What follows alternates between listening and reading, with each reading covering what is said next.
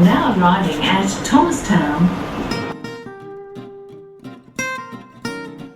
This Thomo LIfe is proudly brought to you by Yarra Plenty Regional Libraries, Thomastown branch.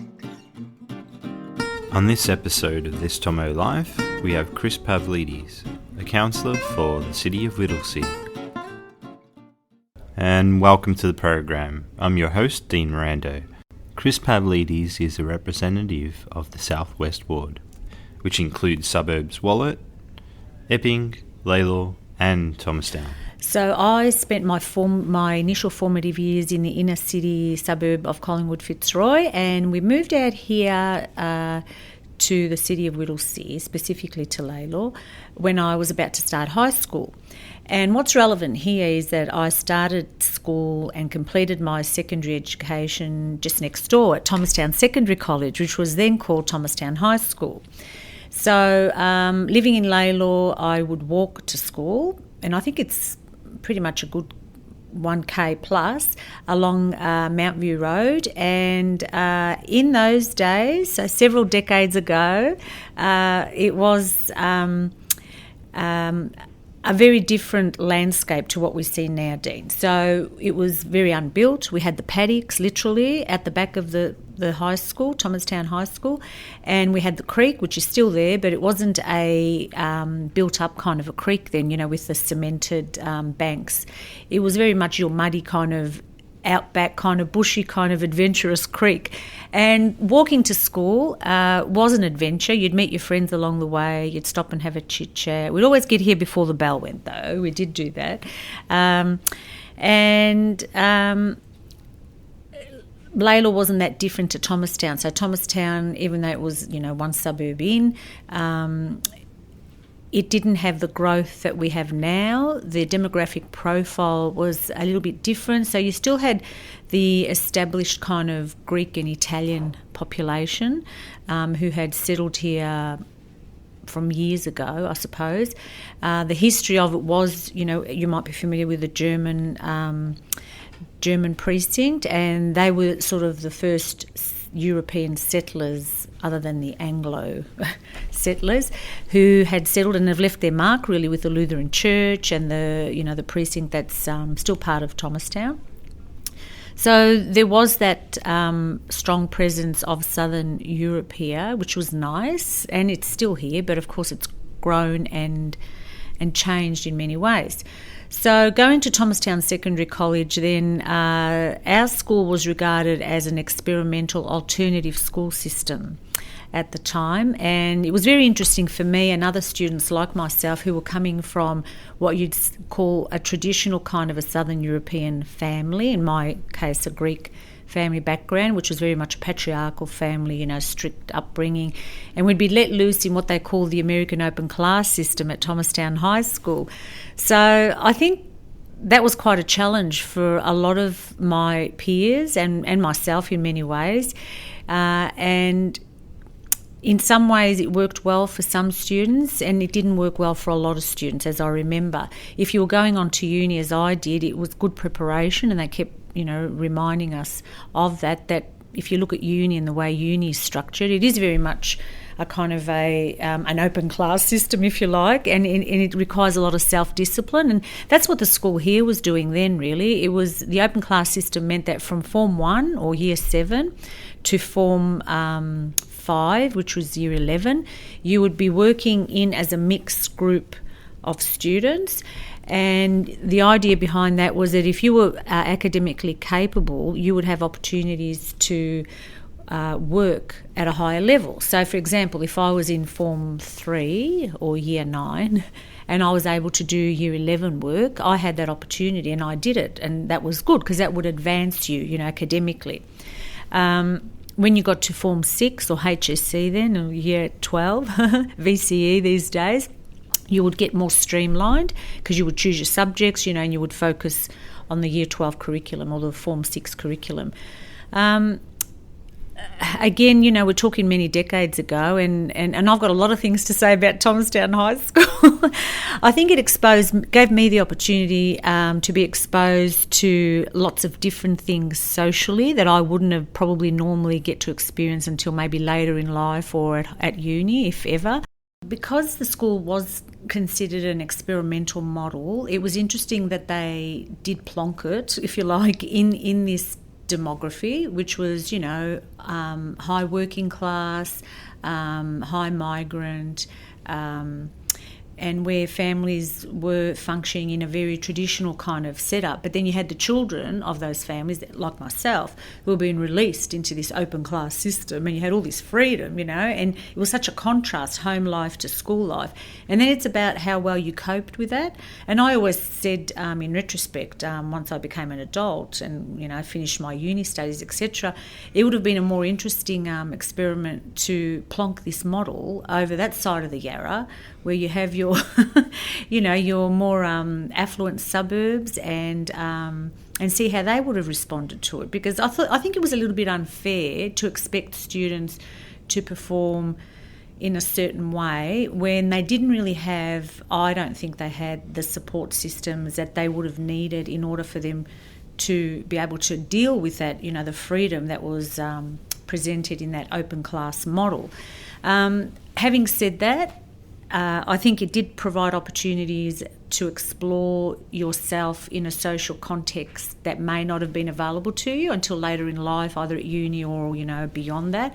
So I'm sort of thankful that I did get to meet different kinds of people, and looking back again, I think I call them fondly the stale hippie syndrome. A lot of the teachers of that era were coming and teaching here because they liked the alternative element to it.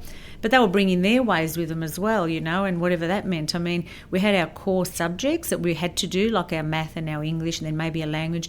And then you had a broad, what they call the elective system, so your electives, and you would choose as a student what electives you wanted to do. Now, I mean, how did you know what you wanted to do? So I used to do things like, I remember yoga and Indonesian batik, which is an art form, that we use the wax to tie-dye your fabric. And all these things that, they're fun, but you would do as a hobby rather than as part of your academic curricula now, I would think.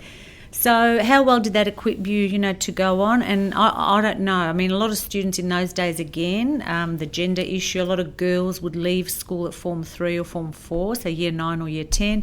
They would go on to Stotts College to do secretarial stuff, or they'd do hairdressing. I think I'm very thankful to my parents, actually, who always instilled in me, you're going to uni. That's not a question of whether you want to go or whether you will go. You are going.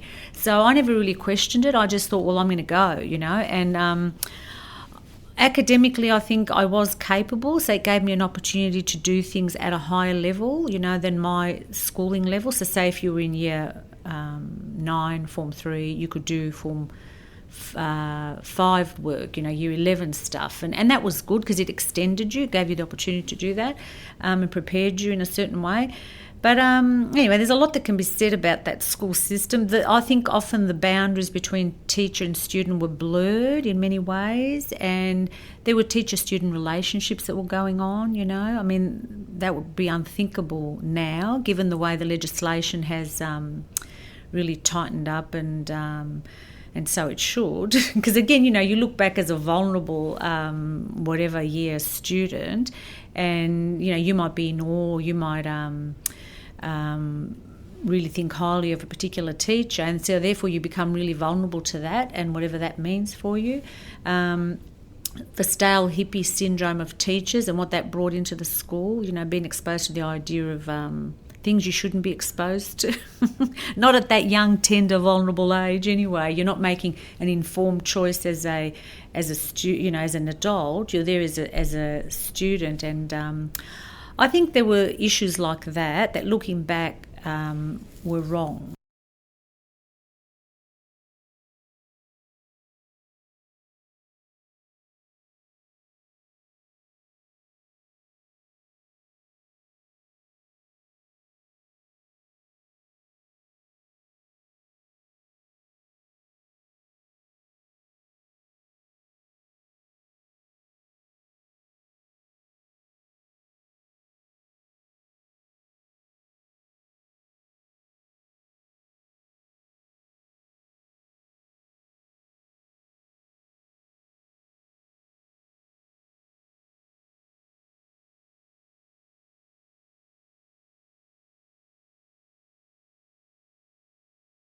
We're back, and thanks for sticking with us. It's hard to imagine the schools ran that way, but they did, and it was a different era, different time.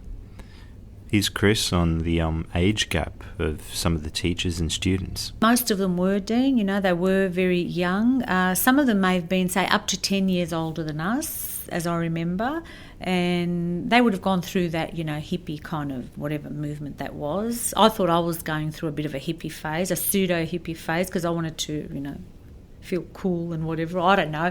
I guess going through your high school formative years, it's all about finding your place, your identity, and this is a multifaceted issue, if you like, because you've got your ethnic identity, then you've got your gender identity, then you've got the broader social context, you've got your academic identity. Trying to make sense of all that proved to be challenging, and I think for a lot of students it was very challenging. But then having said that, Dean, I look back at some of the... So I was in the second year of the school's establishment. It was very new. There was 1 year above me. And a lot of the students from that year and my year did go on and pursue academic studies, which is really good to see. So I guess if you were capable, you would do it. Maybe students who were struggling a bit more, they didn't get the traditional guidance that they needed and should have received. I don't know. That's a question there. But that was a very interesting experience looking back. And while there were some pluses, I think there were a lot of negatives too. And yeah, look, there was a lot of fun. If you could sit in the open class, and what that meant was we had a large room, like a multi-purpose room, if you like, and all the year levels would intermingle there, interact. So you could get, to chat to other students who were either younger than you or older than you, and you could develop friendships along those lines. We had our home groups, which would meet once a week, and that was like an opportunity to touch base, with your home group teacher, and supposedly if you had issues, you could talk them out, and there were good things that came out of it, but yeah, it was an interesting time. So there was a very big difference between this system and your traditional school system. From that kind of traditional school system where they needed to be streamlined and they needed to be contained and they had that curriculum. The converse to that is that maybe it did a lot of good for kids that needed to, spread their wings and explore. A bit like the Montessori, model that allows children to develop at their pace and be exposed to a whole range of learning opportunities. So similar to that. But I guess the thing that doesn't stick well with me is the blurring of boundaries between students and teachers. That really, it doesn't go down well for me at all.